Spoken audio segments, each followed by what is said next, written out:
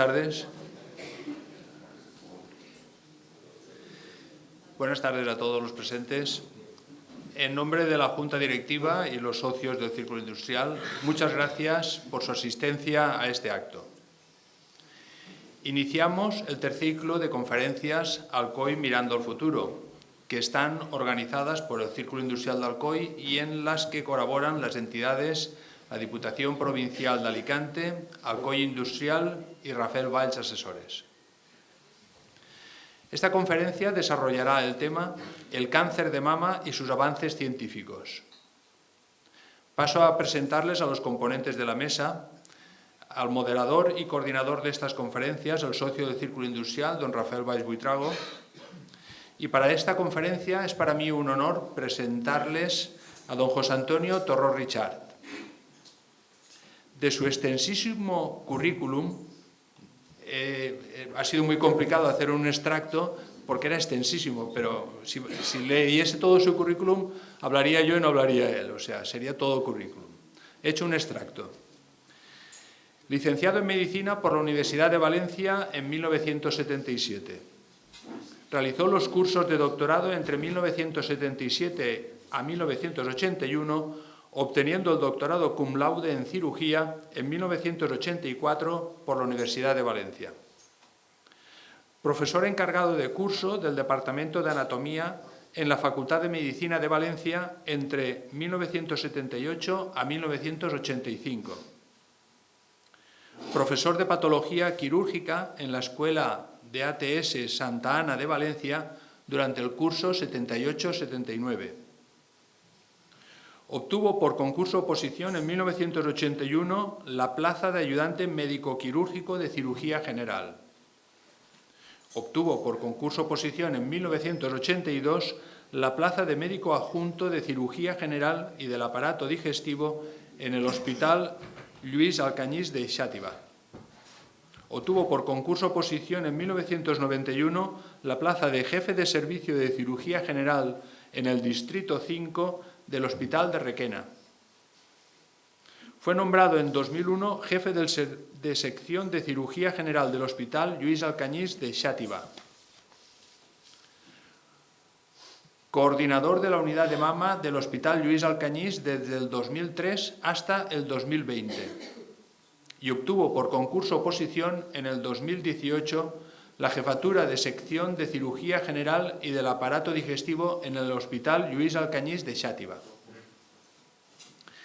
Ha ocupado cargos de representación en el ámbito autonómico, de los que destaco que fue representante de la Consellería en la Consellería de Sanidad en el Consejo de Salud desde el 2000 hasta el 2015. Ha asistido a 163 congresos, simposium, cursos y jornadas como ponente y como moderador. Ha publicado diversos artículos de investigación y divulgación científica en revistas y congresos de su especialidad, obteniendo el premio a la mejor publicación de cirugía experimental por el Servicio Valenciano de Cirugía en el año 2011. Al conferenciante deseo transmitirle nuestro agradecimiento por la disponibilidad que ha mostrado para impartir esta conferencia, que esperamos sea del interés de todos los asistentes. Cedo la palabra a don Rafael Valls, moderador de la conferencia. Muchas gracias.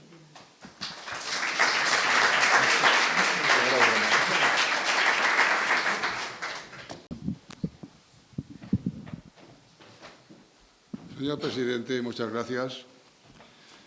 Muchas gracias a todos ustedes también por parte mía, pues como yo siempre digo antes de mis intervenciones, si ustedes no asisten, todo esto carecería absolutamente de sentido.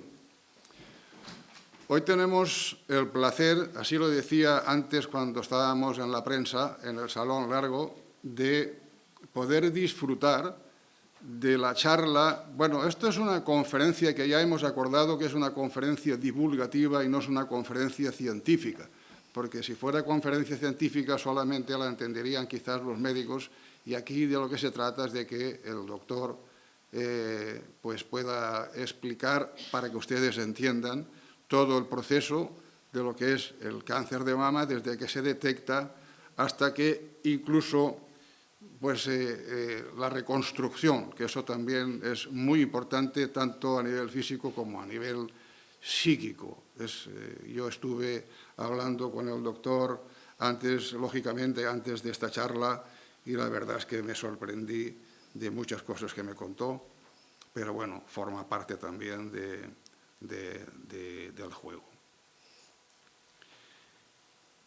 La conferencia, en principio, pasaremos la palabra al doctor. Cuando termine, habrá un turno de preguntas y yo, como moderador y coordinador, haré una fase de conclusiones final y así quedará concluida. No obstante, antes quiero hacer mención a que, en mi calidad de moderador y coordinador y en nombre del Círculo Industrial, a esta conferencia han sido invitadas las siguientes personas y entidades.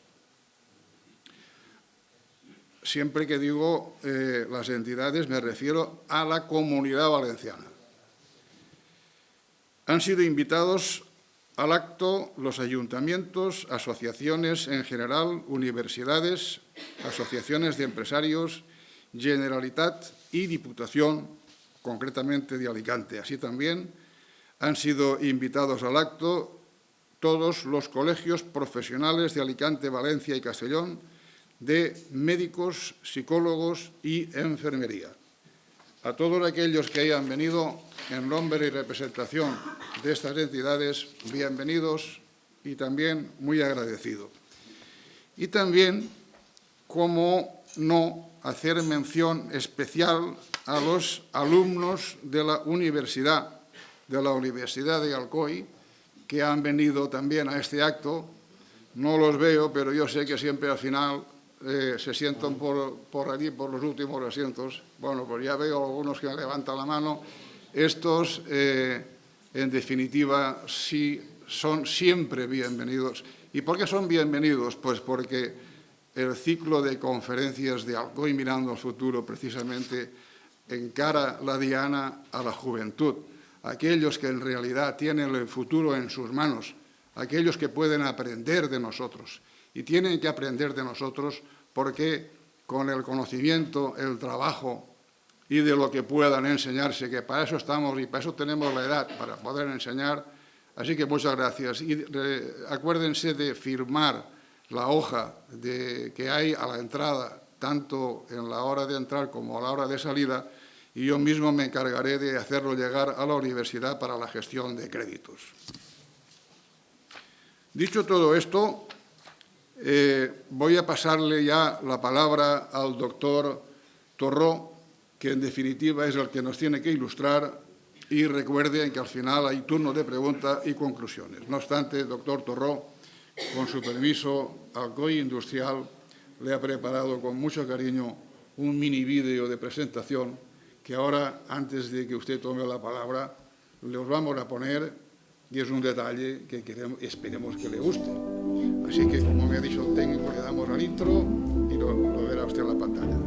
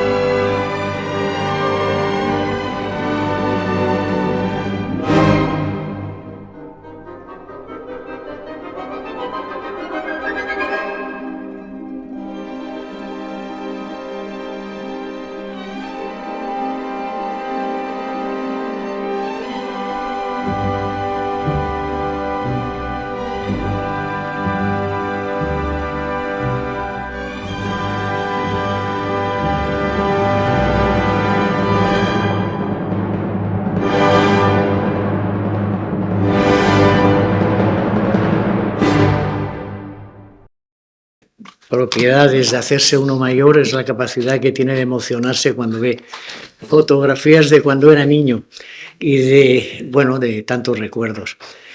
Muchas gracias porque me ha parecido fantástico. Y quiero agradecer a la Junta Directiva del Círculo Industrial de Alcoy, a su presidente, Indalecio Carbonell, y a Rafael Valls, el moderador, y por su amabilidad al invitarme a participar en el ciclo de conferencias que se inaugura, creo que con esta, ¿no?, en el 2024, en un entorno que la verdad es que me provoca grandes recuerdos de mi adolescencia, no lo puedo evitar. Y, por supuesto, a todos ustedes por su presencia, por su asistencia. Decía el filósofo Auguste Comte, que creador de la teoría filosófica del positivismo, que solo los buenos sentimientos pueden unirnos, que el interés jamás ha forjado uniones duraderas. Decía que vivir para los demás no es solamente una ley de deber, sino también una ley de felicidad. Son principios que se ajustan perfectamente a los vigentes en una sociedad como la que en este momento nos está acogiendo. También decía que para comprender una ciencia es necesario conocer su historia. Permítanme dar unas pinceladas rápidas sobre la historia en el cáncer de mama. El cáncer aparece junto a la creación, a la aparición de la vida animal, y ya existen vestigios antiguos de más de 3.000 años de antigüedad, como la aparición de papiros en las que se detalla la posibilidad de presentar un tumor y qué hacer con él. Uno muy conocido es el papiro de Edwin Smith, en el cual describe el tumor e indica que su tratamiento debía ser a hierro y fuego, es decir, con extirpación y cauterización. En el papiro de Nínive ocurre lo mismo, es de la misma época. En este caso ya por primera vez aparece el nombre de la intervención, le llama mastectomía. Durante siglos no hay novedades en cuanto al tratamiento de la mama, a excepción en el siglo II, la aparición de Galeno, el cual publicó una descripción del tumor decía que había como unas patas que simulaban un cangrejo, al que denominó cancrum, y de ahí procede la denominación cáncer en el cáncer de mama. Bueno, y en todos los cánceres, claro.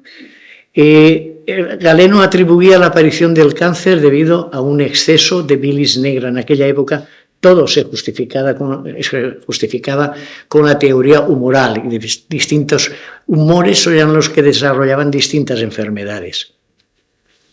Hasta llegar a la Edad Media no hay más novedades, a excepción de en el siglo IX la eclosión de la medicina árabe, con dos autores sobradamente conocidos, bueno, uno de ellos Avicena, el otro menos, Kitab el-Mansur Races, pero era tal vez más importante que Avicena. Estos publicaron, ya empezaron a publicar, esto se ve como empezaron a publicar. Perdón. No, ya está. Sí. Empezaron a publicar distintos tratados describiendo el tumor y qué es lo que tenía que realizarse para su curación. Realmente siempre acababan informando que había que enuclear, resecar y cauterizar para que no muriera la paciente desangrada. Llegamos a una época ya de más caché, en la que ya aparece el famoso Renacimiento, los siglos XIV y XV, el 400 y el 500, en el que ya aparece una medicina basada en una teoría filosófica humanista.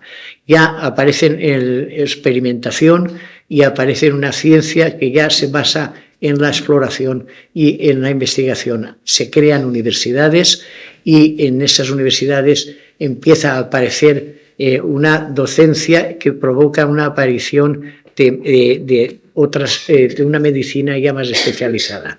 Aparece Vesalius con su Humanis Corpori Fabrica, que describe perfectamente para su época la anatomía, y en el siglo XVII aparece Johannes Sculeto, que publica el primer tratado de patología mamaria conocido. De esta época data una curiosidad, y es la aparición de los cirujanos barberos.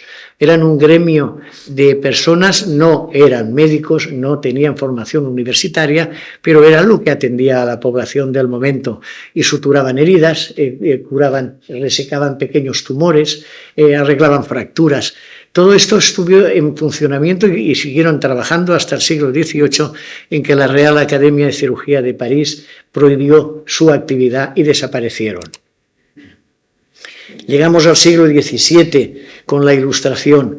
Ya aparece una investigación basada en la razón y en la experimentación. Empezaron a haber ya autopsias, empezaron a haber tratados, y lo que sí ocurrió fue que al progresar y al ganar calidad las técnicas anatómicas y quirúrgicas, aparecen ya unas grandes figuras de la cirugía, como era Rudolf Virchow, que publicó su teoría celular, o Peter Miller, que definió y estructuró las metástasis, pero el que se conoce como padre de la cirugía mamaria es Charles Edwin Moore, que fue el que más aportó tratamientos quirúrgicos.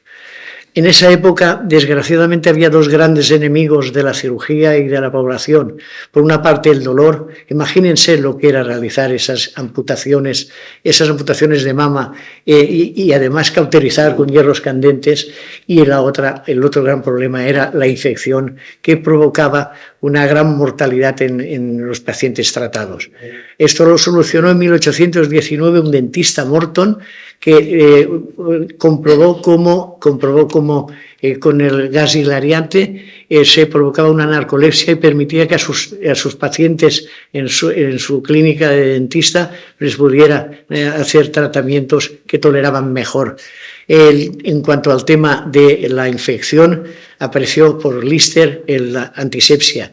Solucionando estos problemas, la medicina despegó y llegó ya a nuestros tiempos, comprobando cómo en finales del siglo XIX, esta es la gran figura del tratamiento quirúrgico del cáncer de mama, William Hasted, un cirujano del Hospital Johns Hopkins de Baltimore, es el que publica una la teoría mecanicista, él piensa que el cáncer lo que hace es que crece invadiendo los tejidos vecinos. Por lo tanto, para curarlos había que extirparlos. Y publica su mastectomía radical en 1894, que desgraciadamente era muy eficaz, presentó unas casuísticas impresionantes para la época, pero eso sí, tenía que hacer, como pueden ver, unas grandes extirpaciones prácticamente del tórax para conseguir la curación. También en esta época aparecen distintos hallazgos científicos, como el de Julius Plücker, que describe los rayos catódicos, William Röntgen, que descubre los rayos X, y, cómo no, María Sklodowska, Madame Curie, doble premio Nobel de Física y de Química, que descubre la radioactividad. Todos estos nuevos inventos van a aplicarse inmediatamente en el diagnóstico y en el tratamiento del cáncer de mama y otros cánceres, lógicamente. Pero fíjense la época, 1968, Bernard Fischer publica otra teoría, la teoría sistémica alternativa. Él piensa que la enfermedad ya hay que considerarla sistémica desde que se inicia. Y por lo tanto no hace falta quitar esas grandes extensiones de tejido y de órganos. Se puede hacer una cirugía conservadora consiguiendo el objetivo oncológico de curación. Esto es tomado rápidamente en el Instituto Nacional de Tumori de Milán en 1973 por el profesor Umberto Veronesi y continuado por el profesor Bruno Salvadori. Permítanme comentar que al que conocí personalmente y del que he recibido en alguna ocasión enseñanzas. Era una persona encantadora. Lo que se le pretendía era esto, es decir, esta paciente ha sido mastectomizada, queda una secuela, y esto en la mujer es muy importante. Hemos conseguido el objetivo oncológico de curación, pero esta paciente ha quedado con una secuela. Lo que pretendemos es tratar a la paciente, incluso con una mastectomía central, reconstruir la areola y conseguir una cierta simetría que, además de conseguir el efecto oncológico, tengamos un efecto estético.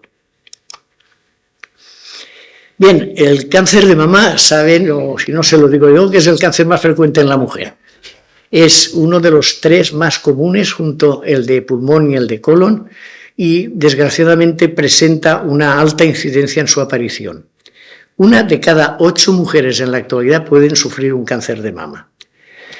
Afortunadamente encontramos una disminución progresiva de la mortalidad que en este momento es inferior al 8%, y esto es gracias a que trabajamos con una detección precoz y además disponemos de eficientes tratamientos quirúrgicos y sistémicos.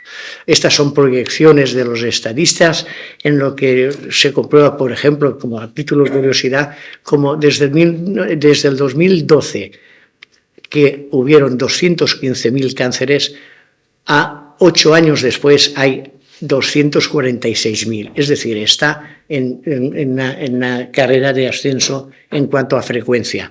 En cuanto a la mujer, a la mujer, sí que también en esta diapositiva veo las flechas.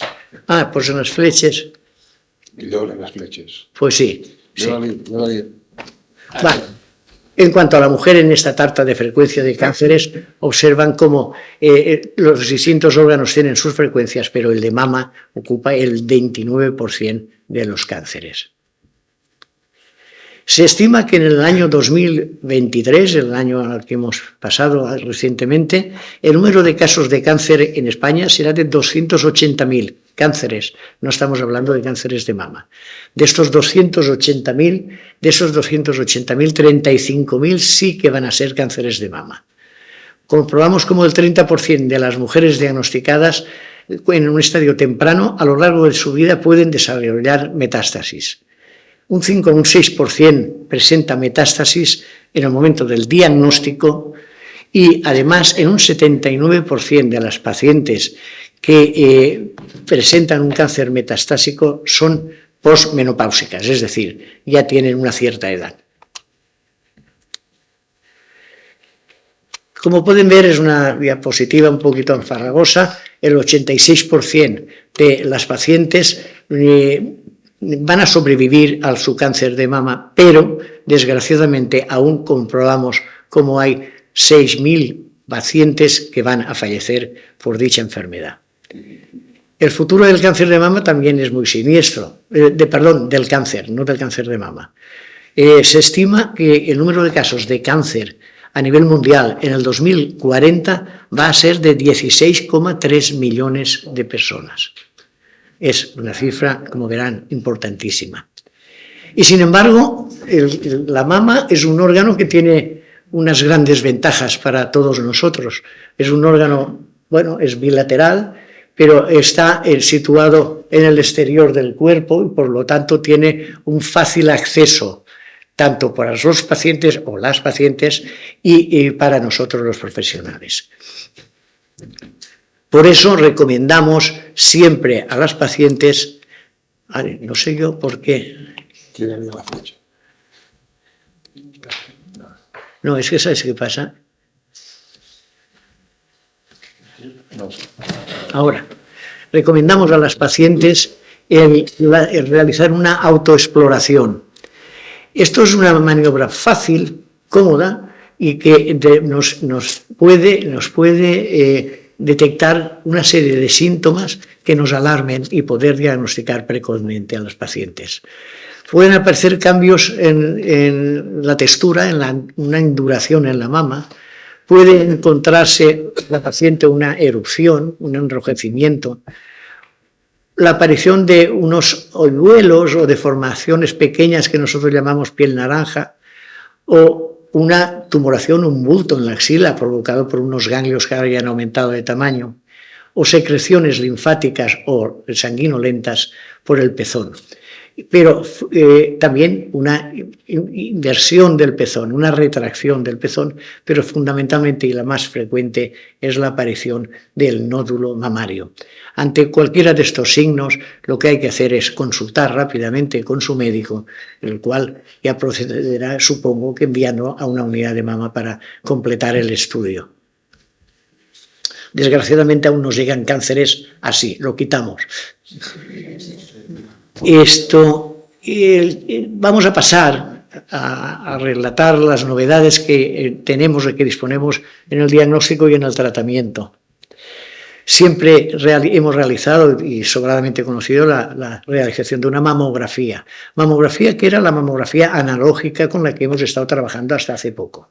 Hace pocos años aparece el mamógrafo digital, es una evolución de la mamografía analógica. También utiliza rayos X, pero ya nos ofrece una imagen digital y por lo tanto se puede gestionar de manera flexible por ordenadores. Nos ofrece una mayor definición que la mamografía estándar clásica. Nos permite detectar, por lo tanto, lesiones más precoces, más pequeñas. Nos informa de la situación en mujeres que son portadoras de implantes mamarios.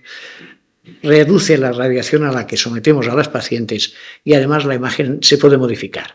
Por lo tanto, hemos encontrado una mejoría de la sensibilidad en la detección de la mama. Siempre se realiza una doble proyección. Una proyección cráneo-caudal vertical en la que se comprime la mama y una proyección oblicua o lateral en la que se comprime pero desde los lados.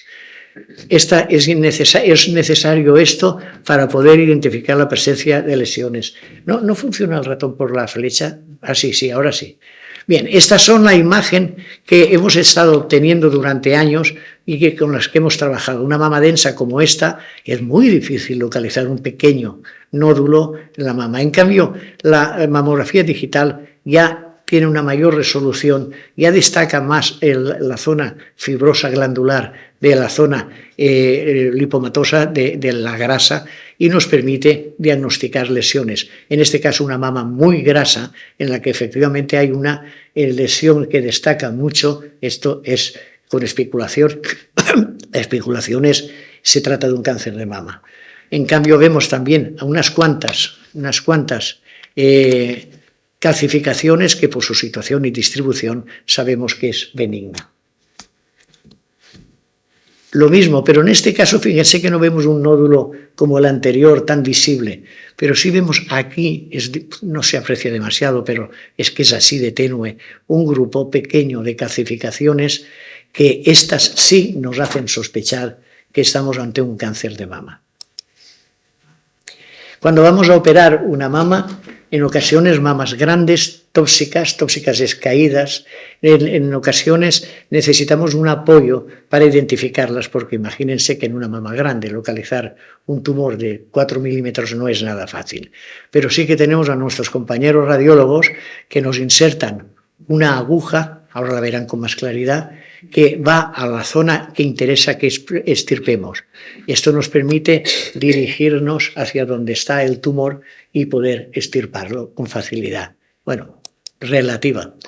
Cuando quitamos el tumor, siempre lo quitamos con un margen de separación. El tumor lo dejamos en el centro. Este es el arpón que les estaba comentando. Esta pieza la bajamos a rayos primero para hacer esta mamografía y colocamos, para que el patólogo lo vea, un chip, un clip aquí en el borde externo, 2 clips en el borde superior, 3 clips en el borde profundo.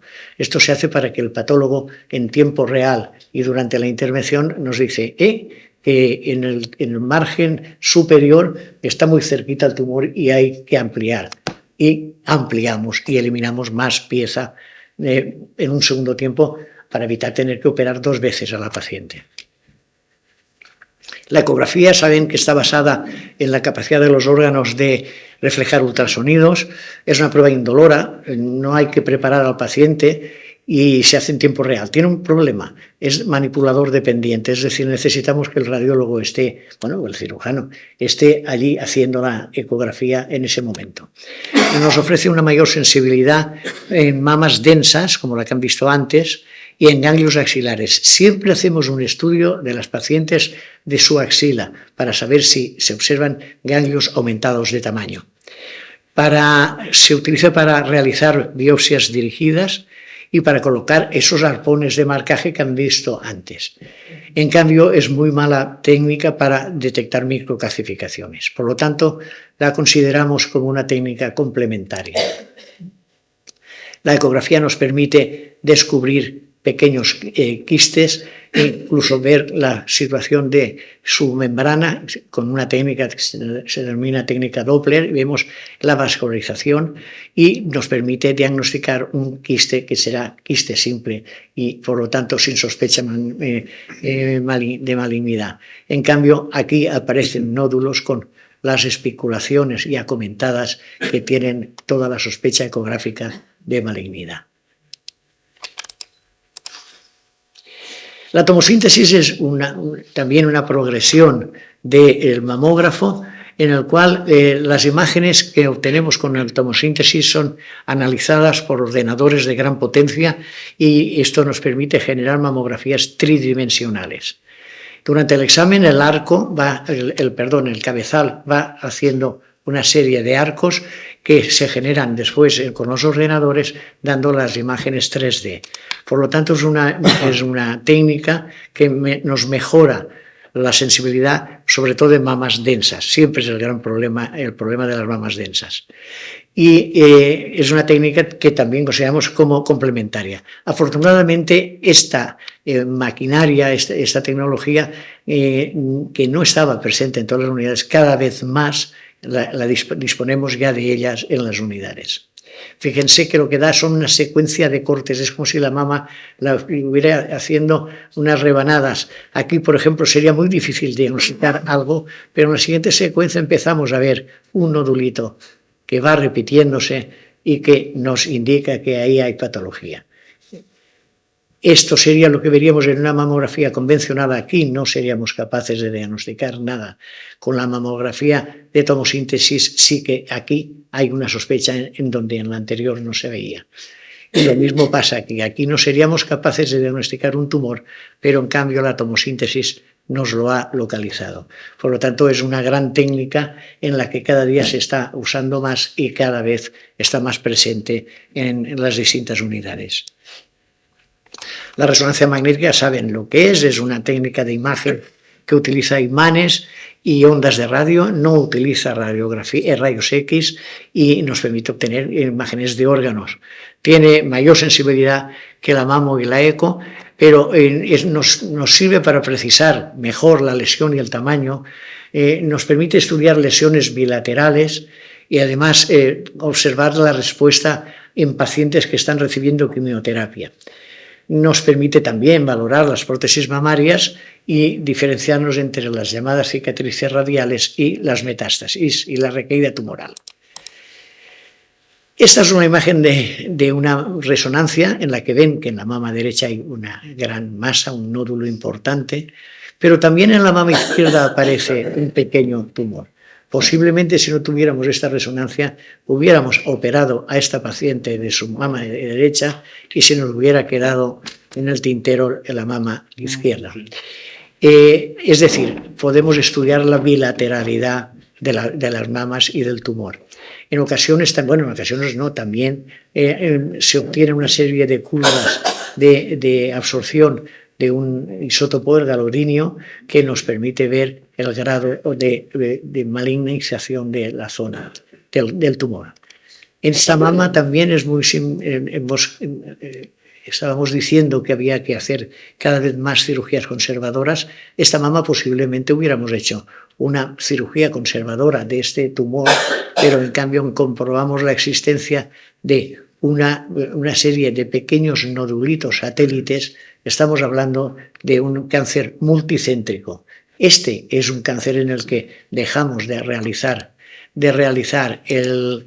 la cirugía conservadora para hacer aún mastectomías, la que hacía Hastet al principio del siglo. También la usamos para comprobar el estado de la membrana de las prótesis mamarias en caso de rotura, como es este caso. Nunca operamos a ninguna paciente o paciente que no tengamos claro el diagnóstico anatomopatológico. Es inevitable. Y para ello tenemos que realizar una biopsia, que saben que se trata de tener una pequeña cantidad de material y analizarlo. Esto se puede hacer con una aguja fina, eso está abandonado hoy en día, o una punción aspiración con aguja gruesa, la BAG, o con asistencia por vacío, la BAF, y en ocasiones aún tenemos los cirujanos que intervenir para realizar una biopsia quirúrgica diferida. Como ven, aquí con la sonda del ecógrafo estamos haciendo la ecografía y colocando una aguja que atraviesa la lesión a estudiar. En el mercado hoy en día existe una gran cantidad de dispositivos para realizar estas biopsias. Esto que no forma parte del tratamiento, yo siempre lo destaco mucho. Se trata de la campaña de detección precoz del cáncer de mama, el screening. Es una campaña institucional en la que se está dirigida a mujeres con edad comprendida entre los 45 y los 69 años que están asintomáticas, no tienen sospecha de enfermedad y se les realizan mamografías en dos proyecciones, aquellas que han visto ustedes, la vertical y la lateral, y realizando además una doble lectura por dos radiólogos especializados en mama. Esta campaña está puesta en marcha en la Comunidad Valenciana en 1992. Actualmente hay 23 unidades funcionando y hay que felicitar a todas ustedes por su alta capacidad de respuesta con una participación superior al 70% y una adhesividad, es decir, a los 2 años vuelven a acudir a hacerse la revisión, también con cifras similares al 70%. Este también es un hito en cuanto al control del cáncer de mama y es la creación de unidades de mama. Se trata de crear un equipo multidisciplinar constituido por médicos de distintas especialidades, pero que tienen relación con la patología de la mama. Antiguamente, cuando yo empecé, prácticamente todo lo hacía el cirujano, que es el que diagnosticaba, que es el que trataba. Eso está abandonado desde hace muchísimos años. En nuestro caso lo creamos en 1992, entonces ni siquiera se llamaba unidad, se llamaba comité, era una reunión de compañeros. Tuvimos el privilegio, después de pelear bastante, de conseguir en el 2014 la acreditación por la Sociedad Española de Senología y Patología Mamaria como unidad de excelencia, y desde entonces realizamos una sesión semanal con presencia de los cirujanos, radiólogos, oncólogos, el personal de screening, radioterapeutas, anatomía patológica, psicooncología y residentes del servicio que están en formación. En esta reunión revisamos los casos nuevos y los tratados durante la semana, con lo cual podemos establecer tratamientos personalizados. El tratamiento quirúrgico en la mama creo que ha quedado ya claro. Tradicionalmente se ha hecho una mastectomía y el vaciamiento axilar, pero más tarde se pasó a la cuadrantectomía, la denominada cirugía conservadora o tumorectomía. En realidad solo se diferencian en la cantidad de tejido que quitamos. Pero siempre quiero recalcarles que siempre que realizamos una cirugía conservadora asociamos una radioterapia. En los últimos años, la cirugía conservadora ha sido sustituida por una cirugía oncoplástica, en la cual asociamos técnicas de cirugía plástica y de remodelación incluso de la otra mama. Pretendemos un control del cáncer, su objetivo es el oncológico, y provocar la menor alteración. Fíjense, al principio, cuando empezamos a hacer cirugías conservadoras, conseguíamos resultados tan churros como estos, pero es lo que entonces teníamos. Estéticamente no eran demasiado aceptables. Esto es lo que queremos. Queremos extirpar el tumor. La cicatriz inevitablemente queda una poca cicatriz, pero conservando la simetría de las mamas. Lo mismo, paciente en que por tener un tumor central se ha extirpado el complejo areola-pezón y el tumor, pero posteriormente se ha reconstruido la areola y el pezón con piel de la región inguinal. Esto que ven aquí no es ningún tumor, es el relieve provocado por el reservorio que colocamos para poder realizar la quimioterapia y que un tiempo después, cuando ya no hace falta, retiramos. Hemos estado hablando de la atención sobre la mama, pero también tenemos que actuar sobre el ganglio, sobre la axila. Y para ello, hace unos años apareció en la biopsia selectiva del ganglio centinela. Se trata de localizar primeros, a veces son 2 o 3, ganglios linfáticos a donde van a ir las células cancerosas procedentes del tumor. Y por lo cual, si somos capaces de localizarlo y analizarlo, podemos evitar tener que realizar en un 70% de los casos, el vaciamiento axilar. En realidad lo que pretendemos es incrementar la supervivencia, pues porque podemos clasificar mejor, incluimos otros tratamientos y controlamos la enfermedad local. Nosotros tuvimos la implantación del ganglio selectiva del ganglio centinela en abril del 2008. Para ello, para poder localizarlo, tenemos que usar unos marcadores. Al principio usábamos un marcador, un colorante, el azul de isosulfán.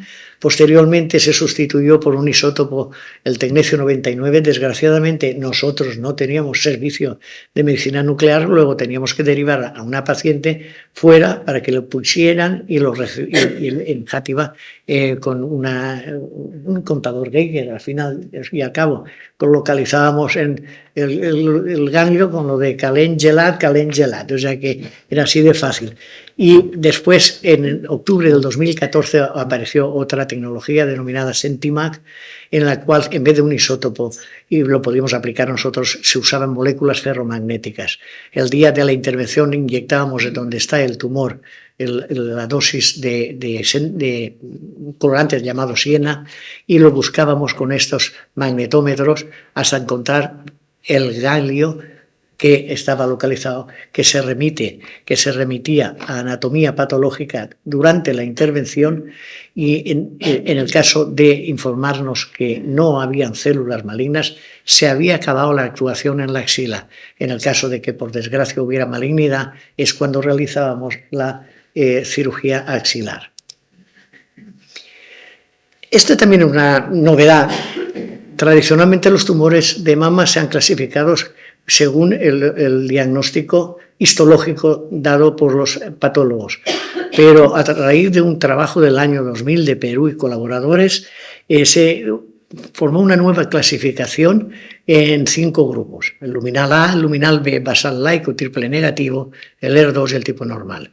Esto era gracias al hallazgo de unos quimioreceptores que nos permitían dividir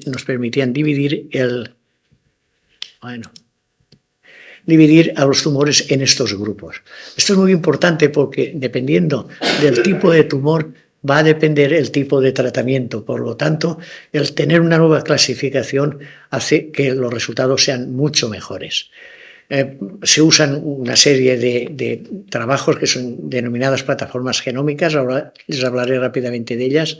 Esta diapositiva, en realidad, lo que es como anécdota, ver con el cronograma cómo han ido cambiando las cosas, y en azul son los hitos, los avances en cirugía, en verde son los avances en oncología.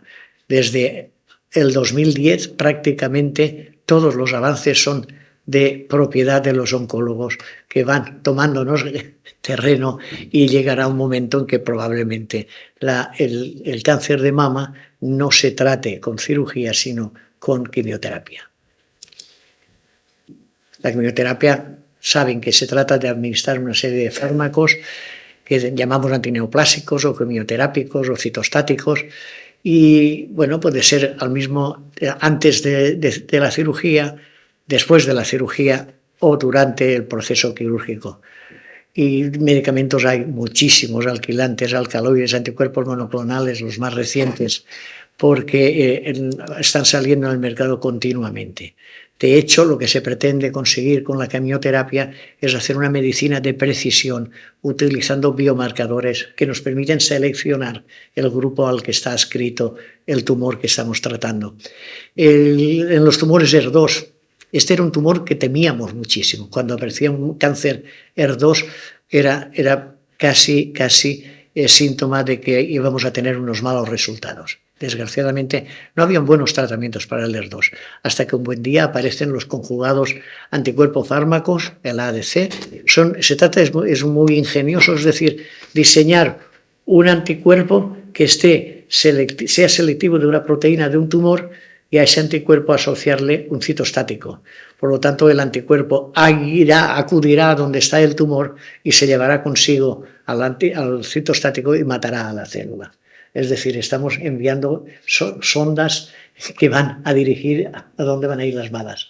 En el triple negativo, lo que se está dando es inmunoterapia. De los conjugados más comunes es el trastuzumab deruxtecan. En el triple negativo se usa el sacituzumab govitecan. Ya ven ustedes que los nombres no se esmeran demasiado en los oncólogos en ponerlos porque son muy difíciles de pronunciar. Y se les da neoadjuvantía. En los tumores luminales se está utilizando inhibidores de la CDK4/6 con hormonoterapia y también conjugados tipo anticuerpo-fármaco. Se usan plataformas genómicas que nos van a indicar, sobre todo en los tumores luminales, si las pacientes se van a beneficiar de recibir una quimioterapia o no. Es decir, ahora en ocasiones somos capaces de saber que a una paciente hay que ponerle quimioterapia porque la va a beneficiar, y a otra no hace falta porque no es sensible a la quimioterapia de que disponemos. La biopsia líquida también es una novedad reciente. Se trata de que el tumor va soltando células malignas, y esas células van sufriendo fenómenos de apoptosis, de destrucción, y van soltando fragmentos de DNA tumor circulante. Si con una simple análisis de sangre somos capaces de detectar el DNA, no las células, sino el DNA, nos permitirá hacer muchas cosas. Por ejemplo, detectar mutaciones, por ejemplo, detectar heterogeneidad en los tumores, es decir, características del tumor que hemos operado y que queda como un sello, como unos mensajes en la sangre. E incluso ver el seguimiento de la evolución de las pacientes. Ese aún no está aprobado para utilización clínica. Pero, es decir, para realización de biopsia ya se está empezando a poner en marcha la biopsia líquida, que evita hacer unas biopsias a la paciente. Bueno, esto solo por comentarles, ya que hablamos de avances. es la telemedicina. La conocemos desde la pandemia. Desde la pandemia empezamos a ver el tratamiento de las pacientes por una llamada por teléfono, sin presencia del paciente. Bueno, pues de eso es la telemedicina. El Infinium son trabajos ya informáticos en las que son trabajos en los que se obtienen miles de datos con los cuales se van a entender, a interpretar cómo se relacionan los cambios genéticos con el cáncer, es decir, la participación de la genética en el cáncer. La criomicroscopía electrónica se trata de un microscopio electrónico, pero que en este caso nos da imágenes de alta resolución de la actividad molecular a nivel ya molecular. Estamos a ese nivel de tamaño de las partículas. Vaya, por Dios, disculpen. La inteligencia artificial, bueno, nos han bombardeado tanto con ella que yo creo que todo el mundo seríamos capaces de hablar de ella. Se utilizan ordenadores y para poder diagnosticar mejor el cáncer, para elaborar medicamentos, para medicina de precisión. Hay un trabajo muy avanzado del MIT en Estados Unidos, el MIRAL, en el que comparan miles y miles de mamografías que han sido cáncer después, para poder diagnosticar a una paciente un cáncer en una paciente 5 años antes de que aparezca. Es decir, hay unos signos radiológicos que nos pueden hacer sospechar la posible presencia de un cáncer un tiempo después. La cirugía robótica, bueno, está ya en uso en el tratamiento, sobre todo de la próstata. Se trata de utilizar unos robots que actúan como el cirujano, siempre bajo la supervisión del cirujano. Y después esto sí es una revolución, el CRISPR.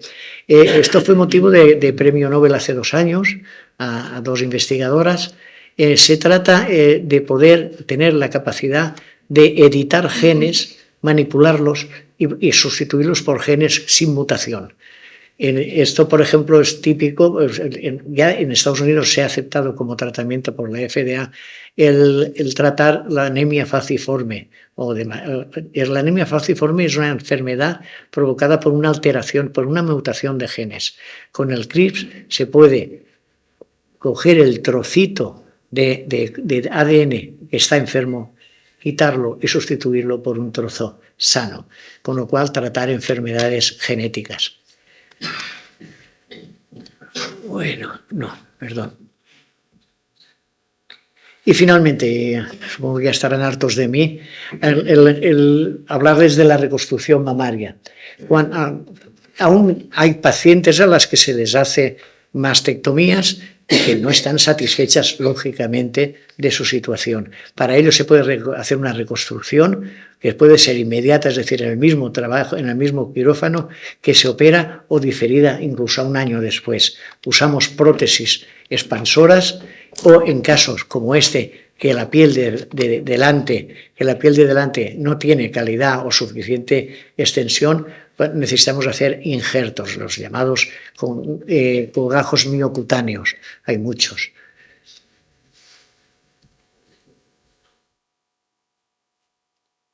Bien, fíjense, esta paciente tiene la secuela de una mastectomía. Tengo la boca seca, discúlpenme. Tiene la secuela de una mastectomía y esto no es aceptable ni querido por la paciente. Lo que queremos es reconstruir, es la misma paciente siempre. Reconstruirla, poner un expansor, conseguir un volumen similar al de la mama contralateral, y posteriormente realizar un injerto, un trasplante de areola. Lo mismo, pero en este caso la singularidad es que reconstruimos la mama derecha, pero la mama izquierda es una mama grande, tóxica, la disminuimos, hacemos una reducción mamaria y un ascenso y se consigue por lo menos que haya el mismo tamaño en las 2 mamas. En este caso, lo mismo, son pacientes a las que se les ha hecho una reconstrucción de la areola, en este caso la ven sonrosada porque está recién operada, en la cual se consiguen simetrías bastante aceptables. Qué duda cabe que esto se hace con mamas grandes, se pueden hacer con mamas de personas añosas y de cierto volumen de obesidad, y está claro que cuando reconstruimos una paciente de cierta edad joven y que además ha sufrido una mastectomía bilateral, es más fácil conseguir la simetría. En ocasiones no es suficiente la piel de delante para expandirla, para estirarla, y necesitamos piel de la espalda y utilizamos la técnica del latísimo del dorso. Esto que ven entre punteado es el músculo latísimo y una isla de piel que lo cubre. Necesitamos que la isla de piel esté nutrida de vascularización. La pasamos por debajo de la axila y pasa a la cara anterior. Esto es esa piel que estaba aquí, y posteriormente realizamos una reconstrucción de la areola y, bueno, conseguimos relativa buena simetría. Y muchas gracias. Muchas gracias.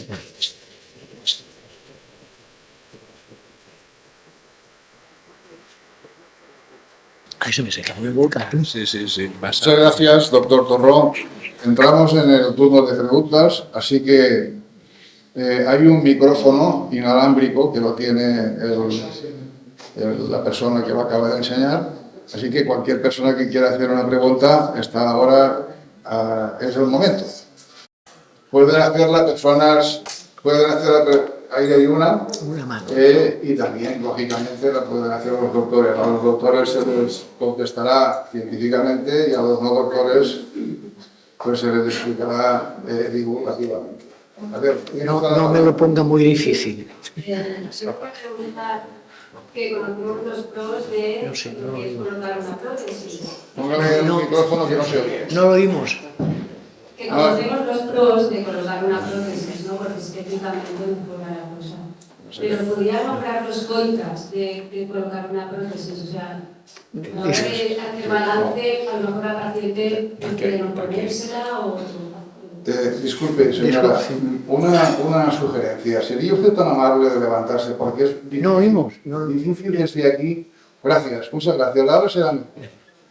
Bueno, ¿me oye y me escuchan? Sí.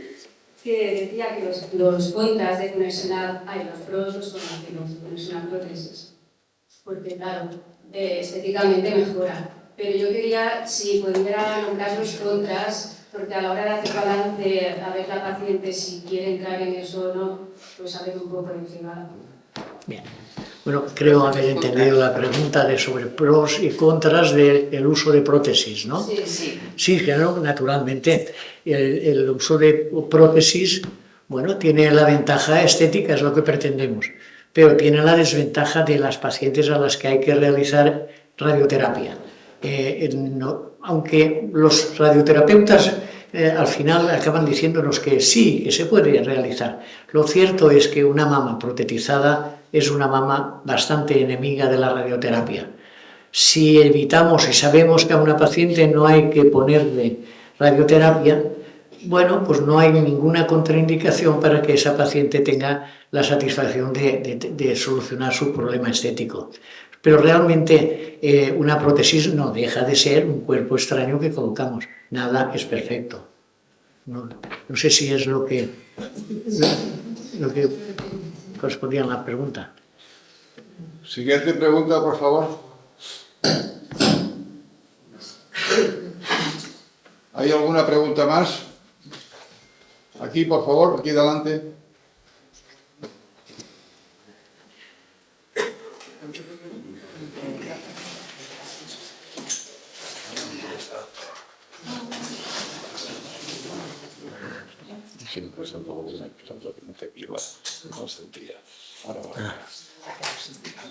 Pero no hay sentido, ¿eh? Vale. Creo que es lo que preguntaba, ¿no? Buenas tardes. Claro. Sí, mejor. Vamos a ver, es que quisiera hablar un poco de la medicación post-mastectomía o lo que sea, ¿no? Lo que nos hayan hecho. Que son las medicinas estas que llaman de 5 años, que las tenemos que tomar.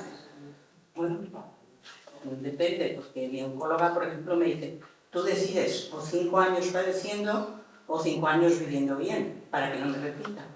Es decir, son estas pastillas durante 5 años, pero que nos hacen polvo.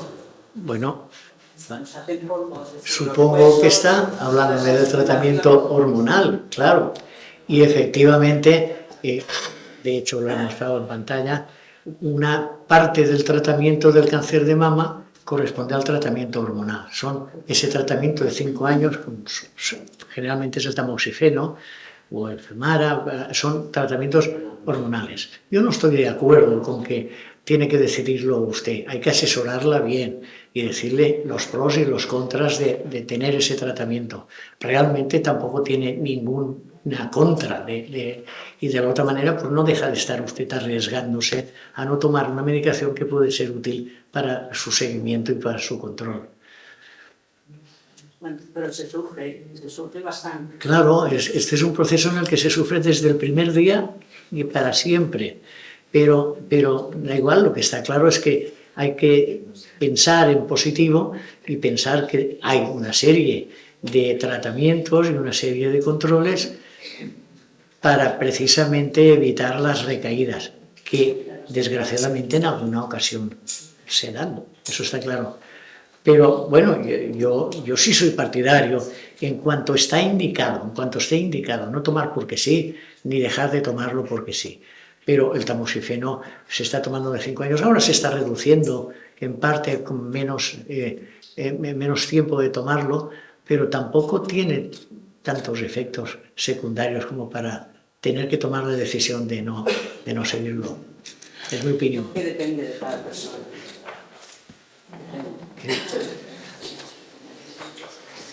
Siguiente pregunta, por favor.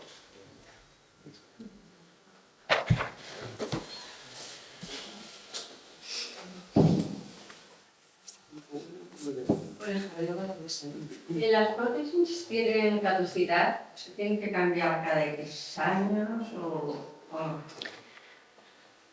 Bueno, depende de quién le conteste, porque si le contestara a los de los laboratorios que fabrican y comercializan, le dirán que no, que son de durar para siempre mientras no se rompen. Y se rompen. Es decir, normalmente hay distintos tipos. Por ejemplo, las prótesis hinchables, en las que se hinchan con suero fisiológico y hay una válvula. Estas sí sabemos que a los 10 años se han tenido que cambiar más del 30%. Pero no por rotura de la prótesis, sino por rotura de la válvula.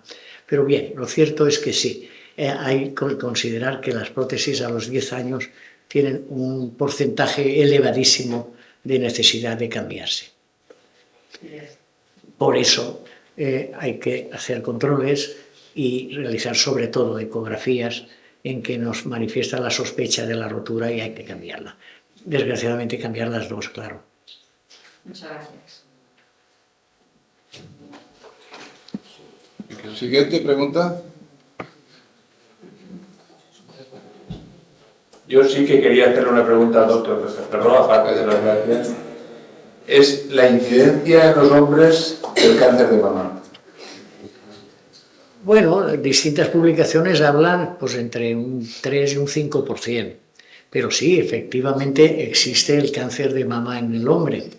Y bueno, si me apuran, aún todo que no sean desventajas, precisamente por no tener una mama grande, pues es más fácil de localizar por un síntoma externo, el famoso nódulo de mama.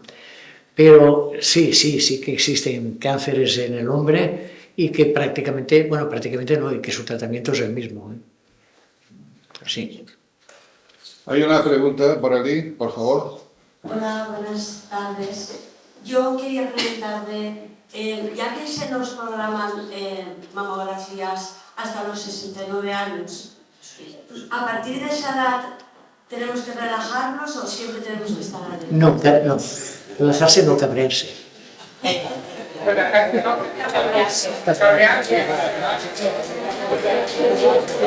Explico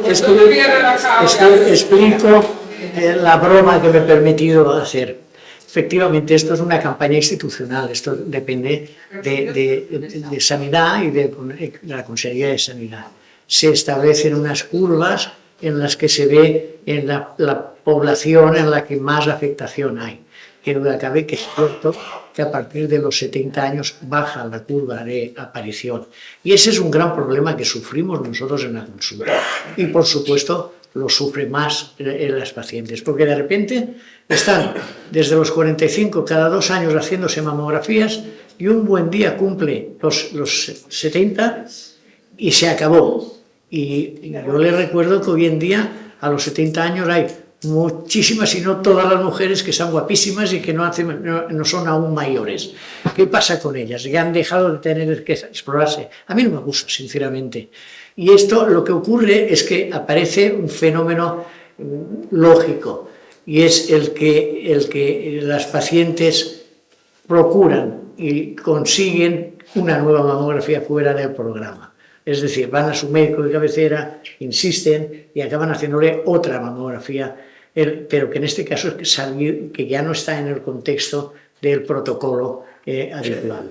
Pero sí, efectivamente, bueno, yo supongo que esto es un problema de organización y de gestión económica, no lo sé, sinceramente no sale de nuestro negociado.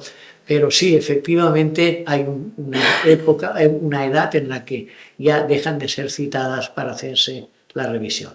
Directamente es recomendable seguir haciendo. Vamos a ver, claro que es recomendable, no deja de ser una paciente que aunque tenga 74 años puede hacer un cáncer de mama.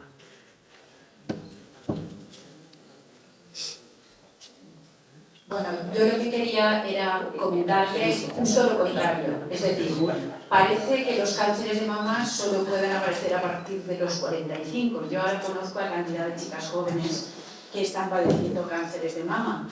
Mi pregunta es que, claro, el diagnóstico siempre va complementario con lo que es la mamografía, como ha explicado, y luego la ecografía.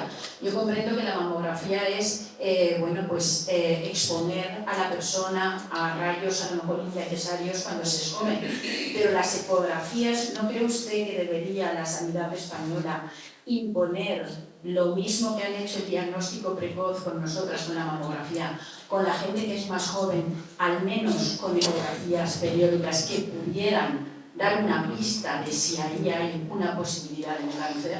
Porque eso sí que lo veo más grave. La gente está joven, están apareciendo en esos casos. Sí, efectivamente la incidencia es altísima. Fíjense que estamos hablando de 1 de cada 8 mujeres. De todas maneras, es que el problema es que la exploración princeps, la exploración indicada es la mamografía a nivel internacional. Es decir, esto no es una decisión que se toma porque sí. La ecografía es complementaria y si solo te fías de la ecografía vas a encontrarte con una cantidad tremenda de falsos negativos. Y eso es muy duro. Una paciente a la que le dices no tienes nada en la mama y tiene un cáncer, a los 4 meses te lo has comido, pero a base de bien. Es difícil de aceptar. Entonces el protocolo internacional es ese, es una mamografía y una exploración. Una mamografía cada 2 años y ante cualquier duda usar los medios complementarios como son la ecografía o la mamografía digital o la resonancia. Siguiente pregunta. Bueno, pues como tenemos un poquito de tiempo, si te parece bien, vamos a hacer una pequeña tertulia entre usted y yo de algunas cositas referentes a esto. ¿Me pasas el micrófono? Es que este es el culpable de todo. Este, si lo ponemos bien, se oye todo, y si no lo ponemos bien, no se oye. Bueno, a lo largo de la conferencia se ha dejado patente de que incluso en la propia intervención se puede hacer una reconstrucción mamaria. Entonces, yo quisiera que eso lo explicaras porque yo sé que tú lo haces, o creo haber oído que lo haces. Entonces, explicar cómo se hace esto, cómo es posible y ese avance, porque ese avance es importante. Y después continuamos. Vamos por esa pregunta. Compartimos el micro este. Sí, no sé si incluso... No, pero es que después es un lío. Sí, este funciona. Bueno, la mastectomía ya has visto cómo queda la secuela. Es una zona plana con una cicatriz y se puede hacer de distintas formas. Una de ellas es hacer una incisión, disecamos el músculo pectoral, es decir, hacemos un alojamiento levantando el músculo y la piel y colocando una prótesis hinchable, un expansor. Empezamos a ir inyectando semanalmente una cantidad, suelen ser 50 centímetros cúbicos de suero, y lo que vamos es organizando, disculpen la frase, un bulto. Es decir, realmente lo que hacemos es un estiramiento del músculo pectoral y de la piel hasta conseguir el volumen que más o menos queremos. Esperamos unos meses y después ya extirpamos la prótesis expansora y colocamos una prótesis definitiva de las que se usan en estética para aumento de mamario. Y después nos queda, es decir, estamos hablando de una intervención para hacer el alojamiento, una intervención para cambiar a la prótesis definitiva, una intervención para reconstruir la areola de la zona. Pero bueno, al final sarna con gusto no pica, es decir, si tú propones a la paciente todo lo que te he dicho, pues al final, mira, se me acaba de poner esto en marcha, pues un momentito que lo verás mejor. El tanque, que ha ayudado, ¿no? Cáncer y sales con un pixel perfecto. ¿El qué? Perdón. Que no entras a operarte de un cáncer, se quita el cáncer y sales con un pecho precioso, ¿no? No, claro, natural. A ver, què vols que faci? No, si volia entrar. Volia entrar. Sí, bueno. És per la pregunta que m'ha fet Rafael al final. Sí. Vale. Quina? Al final de totes. Bueno, así, per esta zona. ¿Este es? Sí. No, ahí l'anterior. No, si vols, deixa Vale, que ja vaig jo. Deixa. Deixa. Ahí. Va. Mira, Rafael, en este caso... Por favor, se ruega un poquito de silencio, que está el doctor contestando una pregunta. Gracias. En este caso, esta paciente tiene la secuela de no tener mama comparado con la mama izquierda, que no se ha operado porque no tenía cáncer. Hacemos una pequeña incisión, despegamos el músculo pectoral. Tiene ganas ya de irse la diapositiva. El pectoral, colocamos el expansor es un globo al final y al fin y al cabo que tiene forma de mama, vamos colocando volumen y va ascendiendo hasta conseguir tener un volumen. Nos queda después qué hacer con la areola. Se puede pigmentar con tatuaje. A mí personalmente me gusta más que sea una areola natural, es decir, con piel suya, porque la piel de la ingle tiene un tono sonrosado muy parecido al de la normal. Y fíjense, esto por ejemplo, ya les he dicho antes, que se ve así azulado porque está recién hecha, es decir, lo que quito es un medallón de la ingle y lo coloco aquí. Hay otra posibilidad, que no lo he dicho porque es que tampoco se trata de complicar demasiado la vida, y es, a mí se me ocurrió hace unos años, bien, estos son los expansores, hay distintos, esta es la válvula que utilizamos. Se me ocurrió la posibilidad de no tener que abrir el tórax, sino que desde la axila con un pequeño orificio y utilizando la tecnología que usamos en la cirugía endoscópica, en la de las vesículas, pues despegar el músculo pectoral, pero desde la axila, con un pequeño orificio. Y así es como yo he estado haciendo durante unos años esta técnica de la que fui un poquito el precursor. Como anécdota, la primera lo operé a una prima mía, a la que quería mucho y que me quería mucho a mí también, que le pedí si se atrevía a que yo la operara para hacer eso y accedió. La verdad es que ahora lo pienso y digo, madre mía, pobrecita. Pero bueno, lo que quiero decir es que lo que se trata es de conseguir un volumen. Y ese volumen, bueno, pues asombrosamente hay un porcentaje muy amplio de pacientes que tú la miras y dices, uy, no me gusta. Pero en cambio la satisfacción por parte de los pacientes de verse con volumen y colocarse el sujetador es altísima. Tanca ese micro, anem a compartir este. Yo esta pregunta se la hago porque me imagino, yo no lo sé, esto me lo tendrá usted que decir, cuando a una mujer se le diagnostica un cáncer de mama, ¿qué es la primera pregunta que hace al doctor, al médico? ¿Cuál es la primera pregunta? Porque a mí la pregunta viene en relación a esto y iremos sobre la marcha. ¿Qué pregunta? La primera pregunta que hace, ¿cuál es? Es complicado, porque no suele ser ella la que hace la pregunta, sino el marido. Pero sí, lógicamente lo primero que preguntan o que de alguna manera se oye es: yo me voy a morir de esto, es decir, el miedo al cáncer.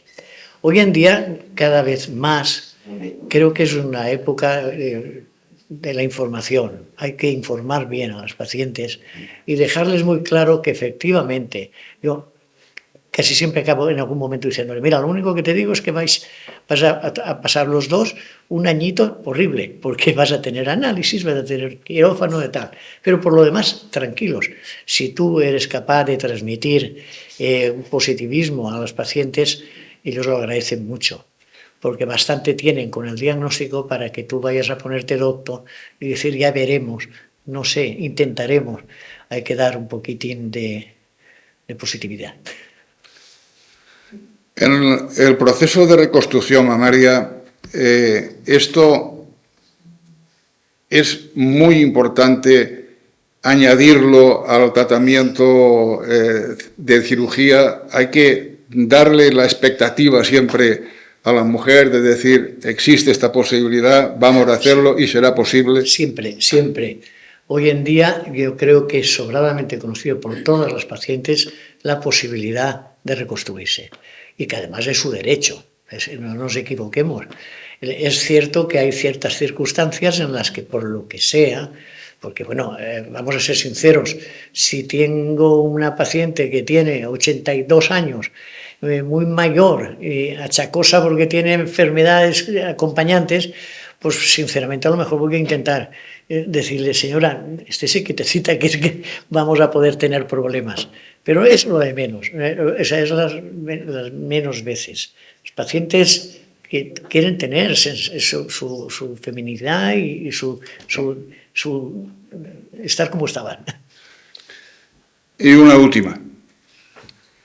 Hay que concienciar al marido o hay que concienciar a la pareja, hombre, sí, de que exista reconstrucción o no exista reconstrucción, existe tratamiento para salvar una vida y con eso ya es suficiente, o el problema psicológico que le ocasiona a la persona. Bueno, vamos a ver. Efectivamente, el choque de una paciente cuando recibe la noticia de que tiene un cáncer y que vamos a operarla es tremendo. También lo es para su marido. Y asombrosamente hay más de una ocasión, muchas ocasiones, en que te das cuenta que no tiene ninguna ayuda por parte del marido en ayudarla a esta situación nueva para ella. Ocurre. No es que vaya a ser frecuentísimo, pero a veces te quedas asombrado de tener que decirle, como yo lo he hecho: quiero hacer el favor de no volver a hacer preguntas de este tipo que está machacando a su mujer y a mí. O sea, porque cada persona es como es y los ánimos son como son, y hay que no ayuda demasiado, y otros que son colaboradores de forma fantástica, claro. Cada persona es un mundo. Es cierto que, para mi asombro, ahora menos, pero he tenido unos cuantos casos en que el tratamiento, la cirugía, ir todo muy bien y acabar separándose la familia, acabar el matrimonio. ¿Por qué? Pues no lo sé, porque yo no soy psicólogo y no tengo la posibilidad de analizarlo. Pero es cierto, es que el choque es tan brutal, y también hay que pensar que pues es brutal para la esposa y para el marido. Sí. Bueno, pues doctor, muchísimas gracias por todas las preguntas que hemos contestado. Vamos a concluir esta conferencia Y bueno, pues a mí es lo único que se me ocurre, porque ante las dudas que se le genera a la pareja, pues yo creo que ahí es donde realmente entran muy de lleno las asociaciones que existen sobre el cáncer. Ahí creo que el apoyo es muy bueno y muy fehaciente, porque a veces no el médico ya tiene el protocolo de cura, de detección, de reconstrucción, pero creo que el apoyo psicológico, pues las asociaciones hacen un trabajo realmente maravilloso y que continúen, porque esto es la parte que no se ve, pero que efectivamente también va minando el ánimo y sobre todo de las mujeres en una parte estética tan importante como para ellas. Bueno, pues esto está llegando a su fin, el tiempo ha sido perfecto, la conferencia del doctor no ha podido ser más divulgativa, como en definitiva era lo que queríamos, y bueno, el Círculo Industrial se honra nuevamente de tener a una autoridad en la materia, un señor como el que tenemos aquí, que es capaz incluso de ir más allá en cuanto a lo que es la detección y el tratamiento, sino que para aliviar incluso los dolores mentales que pueda esto tener, es capaz de reconstruir una mama en la misma operación. Este señor es el doctor José Torró y lo tenemos aquí ahora mismo, está en Alcoy, es de la Terreta, es don Tinien, tiene 69 años, continúa en activo. Esto viene para los universitarios. Continúa en activo porque tiene ganas de trabajar, tiene ganas de aprender. Y quiero hacer mención a una frase muy bonita que viene al pairo, en la que dice que cualquier persona que deja de aprender es viejo. Ya sea a los 20 o a los 80, cualquiera que siga aprendiendo se mantiene joven. La cosa más grande en la vida es mantener la mente joven. Esto lo dijo Henry Ford. Ese es el espíritu de las conferencias de Alcoy mirando al futuro. Ni más ni menos. Aquí lo que se pretende es reavivar este decaimiento extraño que estamos viviendo en esta ciudad. Para eso traemos autoridades en la materia que son ejemplo que tenemos que seguir. Y bueno, en definitiva, si podemos conseguir con esto que alguien o este ánimo decaído pues vuelva otra vez a revivir, pues nos daremos ya por satisfechos. Y antes de dar por terminado, solamente decirles ya que la próxima conferencia será el próximo 20 de febrero, en donde vendrá el señor Vicente Blanes, director de AITEX, a explicarnos todo el proyecto de AITEX. AITEX es el motor económico, desde mi criterio, más importante que ha tenido Alcoy en su historia. Y lo tenemos también en Alcoy. Y está realizado e integrado exclusivamente por empresarios. No tiene ni un duro de subvención pública. Esto está ocurriendo en Alcoy. Muchísimas gracias por la atención. Queda concluida la conferencia y hasta la próxima.